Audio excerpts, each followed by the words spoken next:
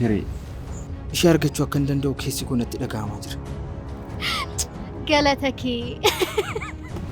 Hiree. Gumii faana moo? Anatu jaalalaan qabaama jechuudha. Akkasii malee kun bakka isaaniitti deebi'aniiru. Bakka gammaddu. Ammas taanaan ija kee hiree fi gumiirraan buqqifatin. Deemasi erbee isheen dhuftee waa siin jette jechuun dudduuba isaa shirri qindaa'ee jira jechuudha.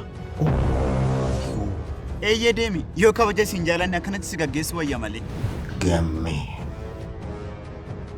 Kana gurri seexanaan dhagaye. Hin jedhamu akkas. Ati nama onnee qabu hin beektu moo? Falaani tasuma yaanni fiddeenaaf keessa bara. Ashiishii kan mooraa kana keessa galchisi. Miiraan siif qabu sirriitti beekta. Yoomillee hin jijjiiramu. Waan ati jette hundumti sana biratti gadi dhabaniiru. Isin garuu yoom waliif galtu? Nama akkasiitii hojii yoomiyyuu waliin galu. Ammoo hongaa murtee jiru natti himu.